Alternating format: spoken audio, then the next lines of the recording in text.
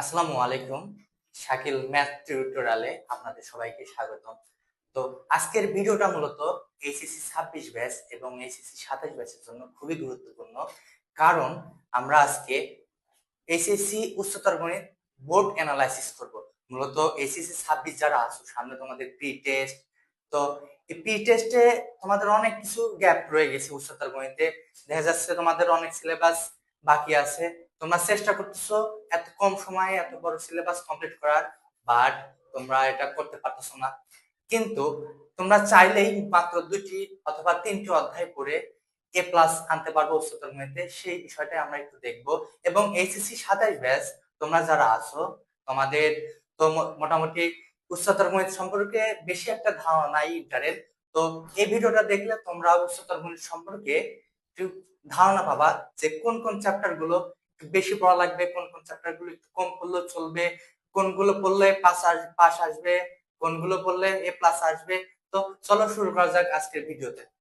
আচ্ছা, 2018 থেকে 2025 পর্যন্ত ঢাকা বোর্ডের 2018 থেকে 25 পর্যন্ত আমরা যেই অঙ্কগুলো আছে, যে অধ্যায় থেকে আছে, একটু সেইগুলো অ্যানালাইসিস করব। তো শুরু করা যাক। যেমন 2025 সালে ম্যাট্রিক্স থেকে আছে 2টা সৃজনশীল, 2023 সালে আছে 2টা সৃজনশীল, দুইটা 2022 সালে আছে 2টা সৃজনশীল, 2021 সালেও 2টা, 19 সালে একটা, 18 সালে 2টা। তো মোটামুটি দেখতে পাচ্ছি ম্যাট্রিক্স থেকে অলমোস্ট প্রতিটা বোর্ডে অলমোস্ট 2টা করে সৃজনশীল আসে। তো এটা গেল ম্যাট্রিক্স। তারপরে আসি সরলরেখা। সরলরেখাতে দেখা যাচ্ছে 2025-এ একটি, 23-এ একটি, 22-এ একটি, 21-এ একটি, 19-এ একটি এবং 18 একটি। তো মোটামুটি বলা যায় যে প্রতি বছরে সরলরেখা থেকে একটি সৃজনশীল আসে। তারপরে যদি আসি বৃত্ততেও আমরা দেখতে পাচ্ছি প্রতি বছরে একটি করে সৃজনশীল আসে। তারপরে আসি তোমার ত্রিকোণমিতিতে, যেমন দেখা যায় ত্রিকোণমিতিক অনুপাত। এখানে 2025-এ একটি আছে, 23-এ 2টি, 22-এ 2টি, 21-এ আবার একটি, আবার 19-এ 2টি, আবার 18-তে একটি। এর পাশাপাশি যেমন অন্তরীকরণে 2টি, একটি, একটি, 2টি, বলা যায় 2টি বা 2টির মাঝামাঝি কখনো হচ্ছে 15 মার্ক 16 মার্কেরও প্রশ্ন চলে আসে। সেম ভাবেও এই ইন্টিগ্রেশনও সেম ভাবে মার্ক আসে। তো আমরা এখন সর্বপ্রথম প্রশ্নের প্যাটার্ন কেমন আসে সেই সম্পর্কে একটু জানি। হ্যাঁ, তো ক বিভাগ, 2টা বিভাগ আছে, একটা হচ্ছে ক বিভাগ আর একটা হচ্ছে খ বিভাগ। তো ক বিভাগে থাকে কি কি, যদি আমরা দেখি, ক বিভাগে থাকে হচ্ছে ম্যাট্রিক্স, সরলরেখা, বৃত্ত। তিনটি, ম্যাট্রিক্স, সরলরেখা, বৃত্ত, এই তিনটে থেকে প্রতি বছরে 4 সেট প্রশ্ন আসে। তারপরে আসে খ বিভাগ। খ বিভাগে থাকে ত্রিকোণমিতিক অনুপাত, অন্তরীকরণ, যোগজীকরণ। এখান থেকে 4 সেট আসবে। এখান থেকে খ বিভাগ থেকেও কি আসবে, 4 সেট। তো এখন আমাদের জানা প্রয়োজন যে কোন কোন চ্যাপ্টার পড়লে আমরা 5টি সেট কমন পাবো, কোন কোন চ্যাপ্টার পড়লে, কোন চ্যাপ্টারটা পড়লে আমরা শুধু পাস করতে পারবো। চলো জানা যাক। তো আমরা দেখতে পাচ্ছি ম্যাট্রিক্স থেকে প্রতি বছর 2টি, একটি অথবা একটির বেশি আসে। তো আমরা যদি শুধু ম্যাট্রিক্স পড়ি, ধরা যাক আমরা এখান থেকে 15 মার্ক কমন পাচ্ছি। পাশাপাশি আমরা যদি সরলরেখা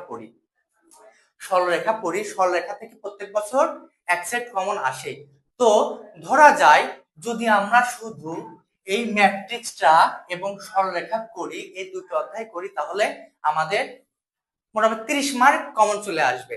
এর পাশাপাশি যদি আমরা খ বিভাগ থেকে এই যে অন্তরীকরণ, এটা পড়ি, এখান থেকে প্রতি বছর 2 সেট, আনুমানিক 2 সেট প্রশ্ন আসে। তো কেউ যদি শুধু ম্যাট্রিক্স 2 নম্বর অধ্যায়, 1 নম্বর অধ্যায়, 3 নম্বর অধ্যায় সরলরেখা এবং 9 নম্বর অধ্যায় তোমার অন্তরীকরণ করে, তাহলে সে মোটামুটি 4 সেট, 100% 4 সেট কমন আসবে। এখন 4 সেট নিয়ে তো আর প্রশ্ন পরীক্ষায় বসা যায় না। তো আরো অন্তত যদি 5 সেটের 6 সেট যদি কমন থাকে, তাহলে মোটামুটি আমরা শিওর ধরতে পারি যে এই চ্যাপ্টার গুলো ভালো করলে আমরা এ প্লাস পাবো।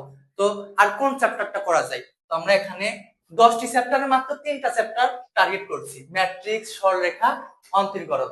এর পাশাপাশি আমরা যদি ত্রিকোণমিতিক অনুপাতটা যদি করি, তাহলে দেখা যাবে আমার আর রিস্ক থাকবে না। তাহলে যদি 6 সেট আসে, সেখান থেকে আমরা কি করতে পারবো, 5 সেট অ্যান্সার করতে পারবো।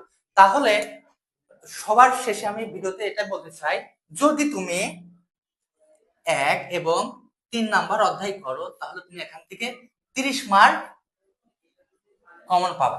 আর যদি 1, 3 এবং 7 আর 9 শুধু এই 4টি প্রশ্ন করো তাহলে তুমি এখান থেকে 6 সেট কমন পাবা। তোমার লিখতে হবে মাত্র 5 সেট। আশা করি ভিডিওটা তোমাদের কাজে লাগবে। তো তোমরা যারা এই সামনে প্রি টেস্ট আছে, তো এই অনুযায়ী তোমরা এই ম্যাট্রিক্স, সরলরেখা, অন্তরীকরণ এই চ্যাপ্টারগুলো করে, শুধু এই চ্যাপ্টারগুলো করেই পুরো মার্কের অ্যান্সার করতে পারবা। ধন্যবাদ সবাইকে। ভিডিওটি ভালো লাগলে লাইক এবং সাবস্ক্রাইব করে দিও চ্যানেলটা। আসসালামু আলাইকুম।